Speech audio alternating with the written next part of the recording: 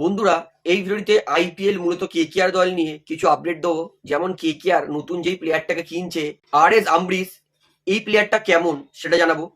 KKR এর কেন bad luck বলছি, মাতিসা পাতিরানাকে কবে ছাড়বে শ্রীলঙ্কা, আমি কেন বলছি আঙ্ক্রিস রঘুবংশী কেকেআর এর ট্রাম্প কার্ড হতে পারে, ডিজে ব্রাভো তার কিন্তু একটু ডিসিপ্লিন দরকার আছে। সবার সামনে কেকেআর এর কিন্তু নাম বেইজ্জত করছে ডিজে ব্রাভো। তার পাশাপাশি কিন্তু আইপিএল নিয়ে আরো গুরুত্বপূর্ণ আপডেট দেবো। তাই বলতেই পারি ভিডিওটা শেষ পর্যন্ত দেখবেন।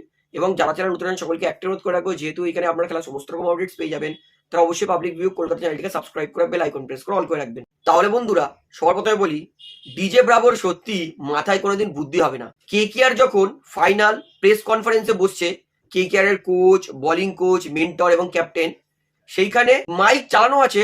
তার সামনে ডিজে ব্রাভো আস্তে আস্তে ওয়াটসন আর অভিষেক নায়ারকে বলছে যে আমার ঘরের মধ্যে দুটো স্মল চিক্স আছে।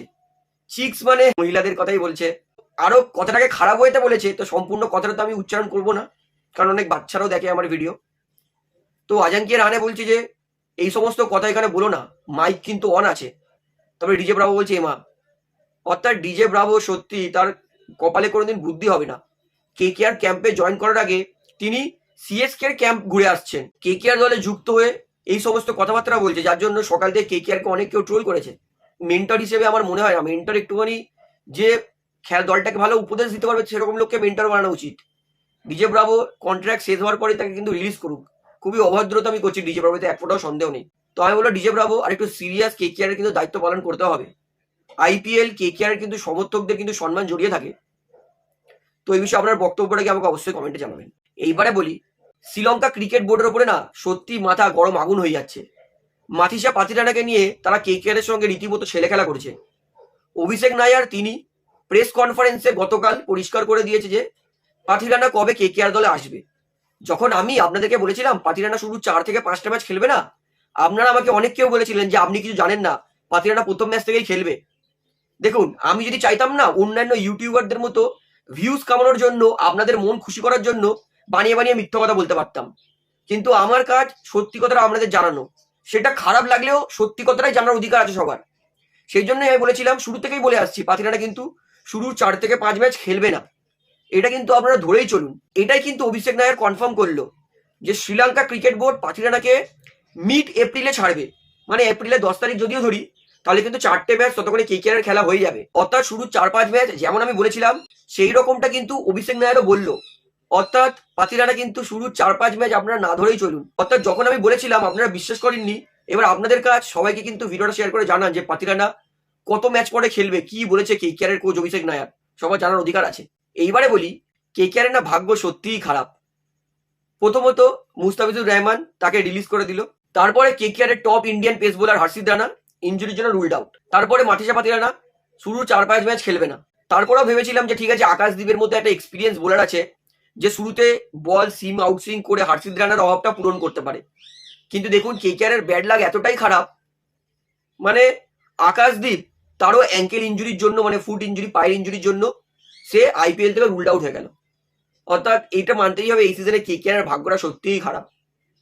তবে যাই হোক, কেকেআর এর জন্য একটা পজিটিভ দিক আছে। কেকেআর এই মুহূর্তে আর এস আমব্রিস আন্ডার-19 এর এই অলরাউন্ডারটাকে নিচ্ছে, মূলত বোলিং অলরাউন্ডার, যিনি এই আন্ডার-19 বিশ্বকাপ যেটা ইন্ডিয়া জিতলো তার মধ্যে কিন্তু 12টা উইকেটস নিয়েছেন। এমনকি ব্যাট হাতেও তিনি 7 ম্যাচে 157 রান করেছেন। অর্থাৎ বলতে পারি তরুণ তুর্কি, সারপ্রাইজ প্যাকেজ। তো কে এস আমব্রিসকে কেকেআর কিন্তু আপাতত নিচ্ছে। তো দেখা যাক আকাশদ্বীপের পরিবর্তে কেকেআর কোন প্লেয়ারকে নেয়। এটা সত্যি কেকেআর এর জন্য একটুখানি খারাপ ভাগ্য বলতে পারি, কারণ একের পর এক কেকেআর এর ভালো ভালো বোলার সমস্ত কিন্তু ছিটকে গেল। তো এইবারে আমি বলি, গতকাল আমরা সবাই প্র্যাকটিস ম্যাচ দেখেছিলাম, যেখানে দুটো টিমে ডিভাইড করে খেলা হয়েছিল, একটা টিম গোল্ড, একটা পার্পেল নাইট। যেখানে টিম গোল্ডে ছিল রিঙ্কু সিং ক্যাপ্টেন, তার পাশাপাশি তেজস্বী উইকেট কিপার ছিল, এবং এই পাশে কিন্তু টিম পার্পেল নাইটে কিন্তু রাহানে ক্যাপ্টেন ছিল এবং অঙ্কুরিশ রঘুবংশী উইকেট কিপার ব্যাটসম্যান। তো টিম গোল্ড প্রথম ব্যাটিং করতে নেমে এসে 199 করেছিল 8 উইকেট হারিয়ে 20 ওভারে। এবং কেকেআর এর কিন্তু পার্পেল নাইট তারা কিন্তু 19.2 নম্বর ওভারে 203 রান করে, মানে 4 বল আগে থাকতে এবং 6 উইকেট হাতে নিয়ে এই ম্যাচটা কিন্তু জিতে গেছে। এবং কেকেআর এর জন্য সব থেকে বেস্ট ব্যাটিং করেছে এই ইন্টার প্র্যাকটিস ম্যাচে অঙ্কুরিশ রঘুবংশী 55 বলে 103 নট আউট। তারপরে টিম সাইফট 24 বলে 47, রিঙ্কু সিং 25 বলে 40 এবং অনুকূল রয় আউটস্ট্যান্ডিং ফিনিশ করেছে 17 বলে নট আউট 28 রান এবং ফিনালেরও 11 বলে 26 রান করেছেন। ওভারঅল কেকেআর কিন্তু ব্যাটিং আউটস্ট্যান্ডিং হয়েছে, কিন্তু চিন্তার বিষয় কেকেআর এর বোলাররা বিভৎস মার খেয়েছে। মুজারবানি 3 ওভারে 30, বৈভব অরোরা 4 ওভারে 41, বরুণ চক্রবর্তী 3 ওভারে 37, একমাত্র কার্তিক ত্যাগী যে 4 ওভারে 30 রান দিয়ে 3টে উইকেট নিয়েছে।